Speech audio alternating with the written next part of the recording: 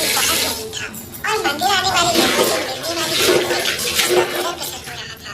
रहने के नाम बस्ती में एक टीन की कोठी थी जिसमें मुश्किल से 2 आदमी रह सकते थे।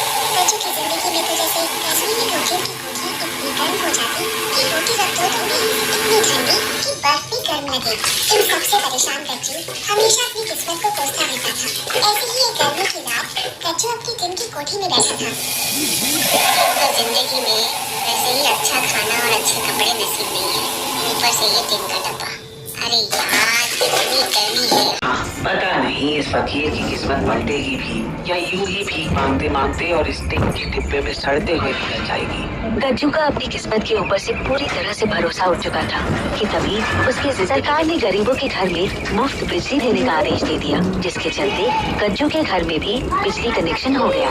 लेकिन उस बिजली का गज्जू क्या करता, उसके पास तो ऐसा कोई सामान ही नहीं था। गरीबी गज्जू का मजाक बना रही थी, ऊपर से इस बिजली कनेक्शन ने गज्जू को और चिड़चिड़ा कर दिया। हे भगवान, ये कैसा मजाक है?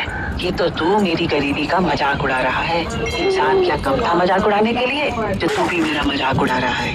अरे जब कोई बिजली से चलने वाला सामान ही नहीं है तो मैं इस बिजली कनेक्शन का क्या करूँगा? गज्जू की आंखों से आंसू निकल आए, लेकिन और फिर से गज्जू की कोठी से मंदिर तक के रास्ते में एक कबाड़ खाना पड़ता था। वैसे तो गज्जू इस दुकान की तरफ मुड़ के भी नहीं देखता था, लेकिन आज अचानक उसकी नजर की ओर चली गई थी। असल में आज गज्जू को उस दुकान के कबाड़ में एक टूटा फ्रिज दिखाई पड़ गया। बिजली तो उसके घर में आ ही गई थी, इसलिए गज्जू एक बार अपनी किस्मत आजमाने उस कबाड़ खाने की ओर बढ़ चला और जल्दी से कबाड़ खाने पहुंच गया, जहां कबाड़ी अपना सामान सजाए बेच रहा था। अरे भाई, कितने का लगाए हो फ्रिज? भैया जी 50 रुपए एक था। अरे हालत देख रहे हो मेरी, 50 रुपए तो नहीं है, 40 है। बताओ कबाड़ में क्या तुम भी क्या याद रखोगे? गज्जू ने उस फ्रिज को सस्ते में खरीद लिया और उसे जाकर अपनी कोठी में रखाया। गज्जू कोठी से वापस फिर से मंदिर भीख मांगने चला गया और रात को वापस आकर सो गया। रात में कोठी वापस आकर जब गज्जू ने फ्रिज को ध्यान से देखा तो पाया कि वो फ्रिज काफी अच्छी हालत में था, बस उसे थोड़ी मरम्मत की जरूरत थी। अरे ये फ्रिज तो चलने की हालत में है। ठीक करवा लेता हूँ, क्या पता इसी बहाने मेरे इस कबाड़ में जाए। अगली सुबह गज्जू उठकर सबसे पहले मुन्ना इलेक्ट्रिशियन के पास गया। मुन्ना गज्जू का दोस्त जो पुराने इलेक्ट्रिक सामान की मरम्मत करता था। पैदल चलते चलते गज्जू कुछ ही देर में मुन्ना की दुकान पर पहुंच गया। भाई कैसे हो? अरे गज्जू आओ आओ, मैं तो बढ़िया हूँ, तुम बताओ, बड़े दिनों बाद आना हुआ। क्या बताऊँ मुन्ना भाई, बस 2 वक्त की रोटी के लिए इधर उधर घुमा करता हूँ। अच्छा मुन्ना भाई, एक काम था तुमसे। हाँ हाँ गज्जू बोलो।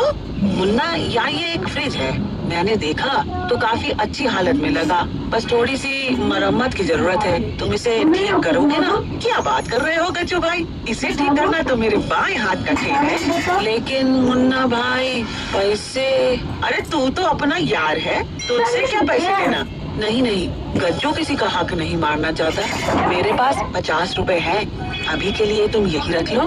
मुन्ना ने गज्जू से पैसे ले लिए। गज्जू भाई, तुमने अपुन को इज्जत दिया, अब अपुन तुम्हारे फ्रिज को बिल्कुल लल्लन टॉप बना के तुम्हें देगा। गज्जू बहुत खुश हो गया और मुन्ना को फ्रिज देकर दोबारा भीख मांगने मंदिर के नीचे जाकर बैठ गया। रात को जब गज्जू भीख मांगकर मंदिर से वापस आ रहा था तो सबसे पहले मंदिर में भगवान के सामने हाथ जोड़कर खड़ा हो गया। हे भगवान, उस फ्रिज को ठीक करवा दे, फिर इस गरीब के पास भी उस बकोठी के अलावा अपने कहने को कुछ होगा। इस फकीर की फकीरी को दूर कर दे भगवान। गज्जू ने झुककर भगवान को प्रणाम किया और वापस मुन्ना की दुकान की ओर चल दिया। जब तक मुन्ना पहले से ही गज्जू के फ्रिज को पूरी तरह ठीक कर चुका था। उस फ्रिज को देखकर गज्जू बिल्कुल दंग रह गया। क्यों? क्या कहा था मुन्ना? बिल्कुल लल्लन टॉप बना दूंगा इसको, लो ले जाओ। गज्जू मुन्ना का शुक्रिया अदा करके उस फ्रिज को घर ले आया। घर आते ही उसने उस फ्रिज को लाकर चालू कर दिया और उसमें एक कटोरा पानी भरकर रख दिया। इसके बाद गज्जू खाना लेने चला गया। वापस आकर खाना खाने के बाद बची हुई एक रोटी गज्जू ने फ्रिज में रख दी और आराम से सो गया। अगली सुबह गज्जू ने पानी पीने के लिए जैसे ही फ्रिज खोला, उसकी तो होश ही उड़ गए। असल में रात की जो बची हुई रोटी गज्जू ने फ्रिज में रखी थी, वो अब सोने की रोटी में बदल गई थी। अरे देवा, ये तो कमाल हो गया, ये फ्रिज तो जादू ही निकली।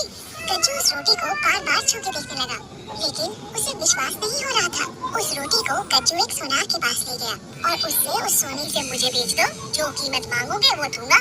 अच्छा ऐसा है तो लाओ 1 लाख रुपए इसके। गज्जू को हैरानी तब हुई रोटी के बदले उसे 1 लाख रुपए दे दिए। गज्जू 1 लाख रुपए पाकर खुशी से फूला न समा रहा था। उसने अपनी जिंदगी में इतने पैसे एक साथ कभी नहीं देखे थे। लेकिन गज्जू एक समझदार आदमी था। अब उसने उस फ्रिज में थोड़ा थोड़ा सामान रख के उसके सोने में बदलने के बाद उसे बेचकर काफी पैसा इकट्ठा कर लिया और उन पैसों से एक इलेक्ट्रॉनिक सामान की दुकान खोल ली। जल्द ही गज्जू की वो दुकान चल पड़ी और उसका व्यापार बढ़ने लगा। गज्जू ने मुन्ना, जिसने कम दाम में गज्जू का फ्रिज ठीक कर दिया था, उसके नाम भी एक दुकान कर गज्जू ने इलेक्ट्रॉनिक सामान का बहुत बड़ा व्यापार खड़ा कर दिया और बहुत अमीर हो गया। अब उसके पास वो हर चीज थी जिसके लिए वो कभी तरसता था। एक बड़ा घर, महंगी गाड़ी, सारी सुख सुविधाएं और मुन्ना जैसा सच्चा दोस्त। एक दिन मुन्ना और गज्जू साथ खड़े अपनी दुकानों को देख रहे थे। यार मुझे समझ नहीं आया, आखिर तूने ये सब किया कैसे? यार मुन्ना, इसमें समझना क्या, तेरे हाथ ही मेरे लिए बहुत भाग्यशाली है। तूने जिस चीज को हाथ लगाया वो सोना बन गई। गज्जू की कही एक भी बात मुन्ना को समझ में नहीं आई और वो फिर से अपनी कामयाबी को देखने लगा।